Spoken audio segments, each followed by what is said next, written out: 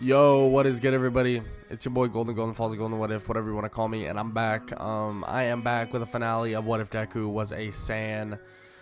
Here's the thing. I'm actually recording this the day of that I'm gonna post it. Normally I don't do that, and I've been trying to do that, but I've had horrible allergies the entire week, and like trying to record all of these videos was kind of, well, hell.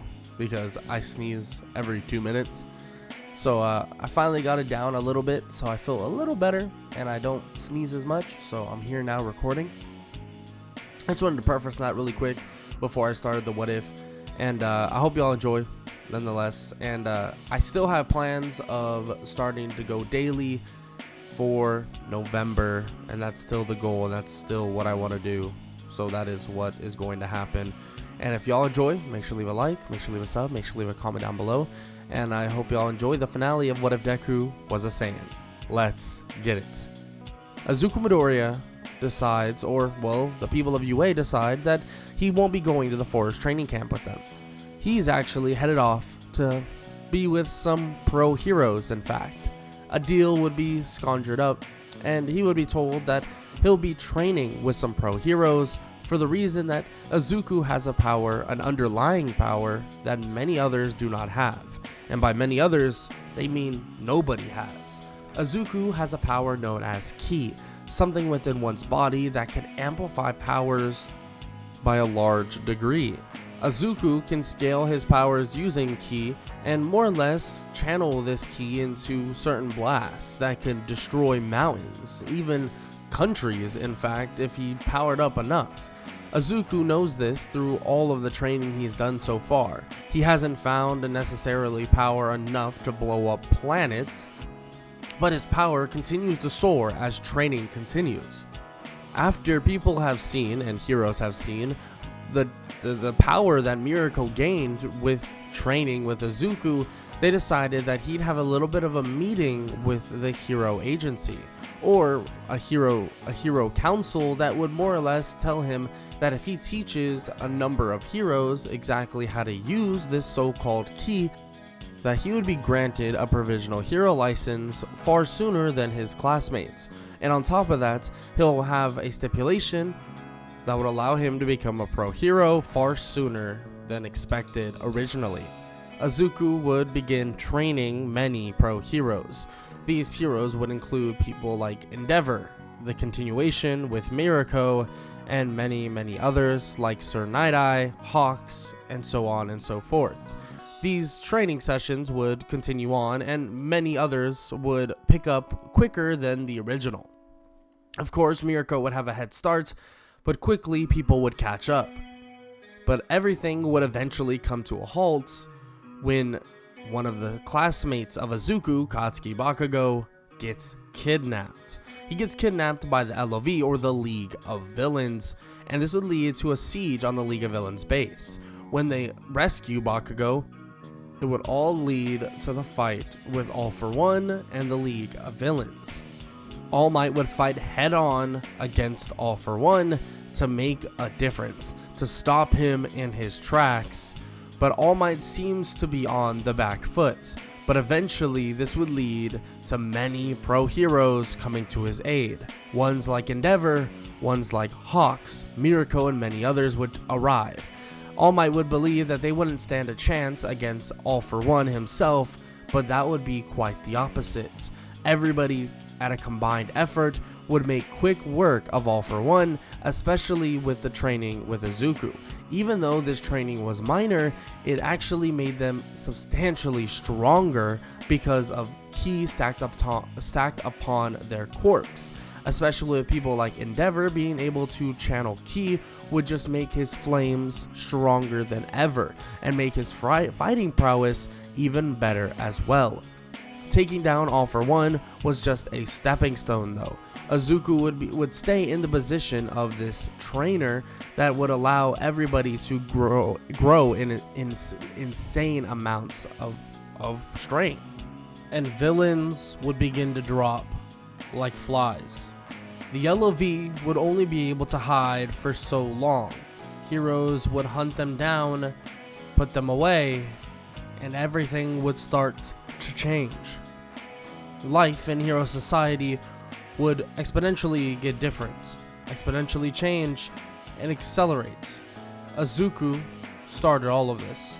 The boy that came from the heavens itself, it seemed, from space, and crashed down. The boy that turned into a giant great ape and began to destroy cities alike.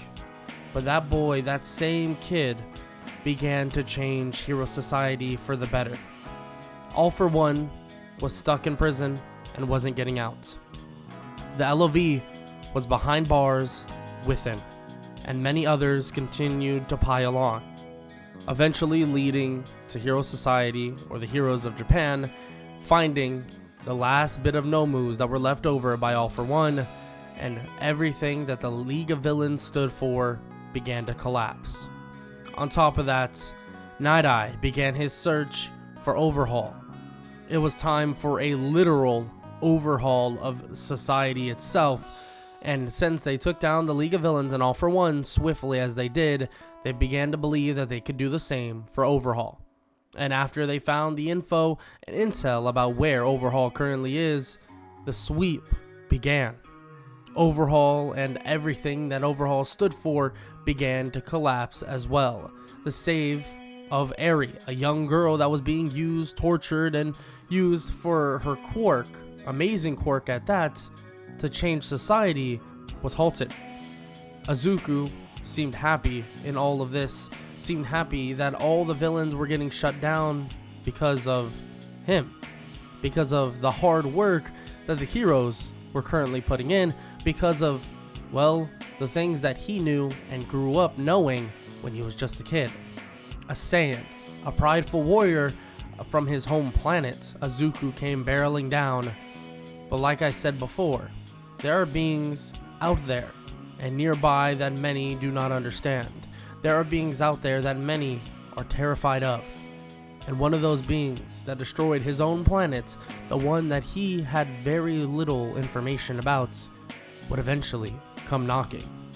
Villains all around the world seem to be going quiet, seem to be going stagnant. In the US, from Japan to many other countries all around the world, they began to get shut down. The strongest heroes, and even the weakest ones, seemed to accelerate the process of their strength. And more, as these heroes grew, the strength between all of them combined would accelerate. Every villain, every last one of them, would fall. All because of the prideful warrior Izuku Midoriya. But when ships, and giant ships at that, began landing on the planets, well, they thought they could handle what was to come. But what they didn't realize is they were messing and barking up the wrong tree, and confidence would get a lot of them killed. This army would arrive, an army of proportions that nobody would realize how strong they really were. The foot soldiers themselves wouldn't be extremely powerful, but their technology would be nothing to bat an eye at. Their technology itself would keep them in the game, and as the other stronger warriors that are in this giant squadron would show up, even the strongest heroes of planet Earth would begin falling.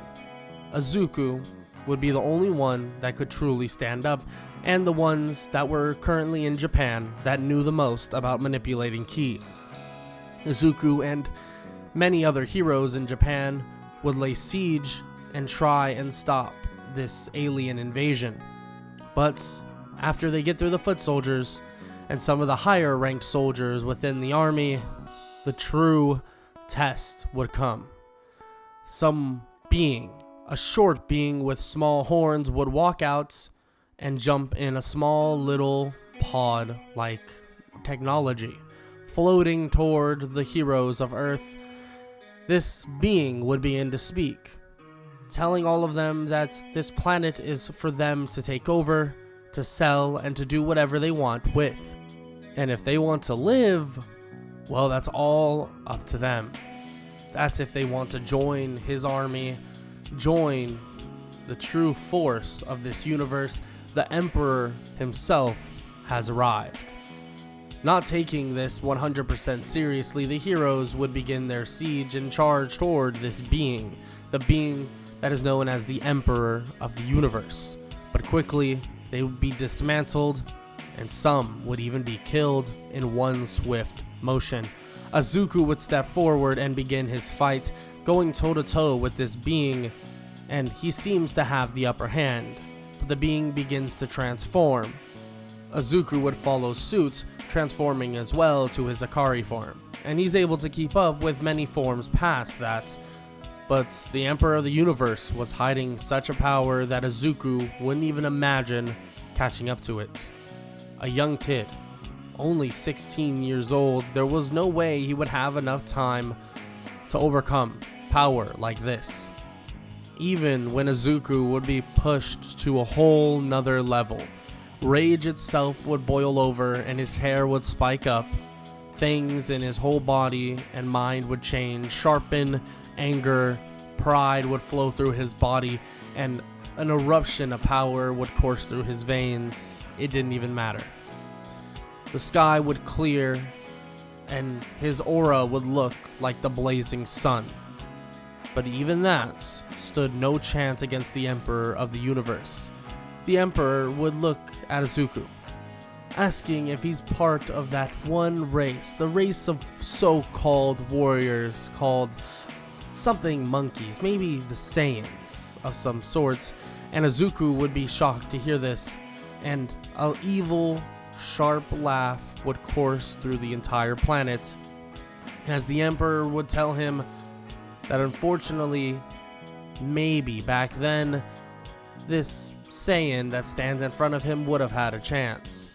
But he realized something when he took down these so-called Saiyans, that their will to protect, their will to change everything and make sure that everything stayed in the protection of themselves, planets alike, was something that was terrifying to him. Something he could admit to the boy that stands in front of him. Back then, this boy would have beaten him badly. But learning from one's mistakes is something an emperor must do, and something he did. Just as the emperor says this, he reveals his true nature. Some mutant-like creature born of an Arcosian race, name Frieza. Frieza is different, far different than the one you could possibly imagine in any universe. But in this one, he realized something. That keeping up is not what he wanted to do. Staying on top is what he wanted, and training gave him that. The technology that even the Saiyans had gave him an idea. Gravities and many other things within planets gave him ideas. He had the smartest of the smart, or the geniuses of all planets on his ship, doing his technology and researching every last bit that he needed to know. Izuku is shocked to hear this. This truly meant nothing. All of his training meant nothing. Everything he's done so far meant nothing. Izuku would watch on as a giant sun-like energy ball would come flying toward the earth, as a sinister laugh would hover over the entirety of the planet. He would stick his hands out and try to stop it. But there was no stopping this energy. There was no stopping what was to come. It would crash down, vaporizing the entire planet, destroying him and everybody on it. Soon he would wake up in a place unknown to him, looking at a desk, a giant desk with a giant man sitting in front, as the man tells him to go to the left.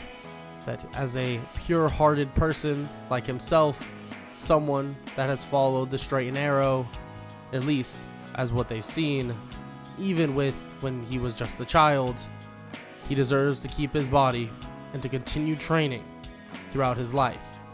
And that they've seen many others just like him walk through here that have the same thing that they were given. But unfortunately, they all died a proudful warrior death. And maybe one day they can go back and get their revenge. And maybe one day they can stop the tyrant. But for now, all they could do was live here and live in heaven and not worry about anything in the true overworld or life itself. For now, the entire planet of Earth was destroyed. Destroyed just like his former planet. Izuku brought along something that they were not ready for, that they could not control. That is why, and that is how a proudful warrior like Izuku could fall, because they didn't live in a bubble. They lived in a universe that was so vast and wide that they didn't understand that defeating villains in their puny little planets wouldn't mean anything when an emperor of the entire universe would come knocking. And that is a wrap for What If Deku Was a Saiyan, the finale. And if you enjoyed, make sure to leave a like, make sure to leave a sub, make sure to leave a comment down below, all that good stuff. And sorry for this coming out late. Some of this series in general came out late, so I want to apologize for that. But as I was saying, I was dealing with some allergy issues and some sick issues and stuff like that. But yeah, I hope y'all enjoyed nonetheless, and I hope all y'all have an amazing day. Later.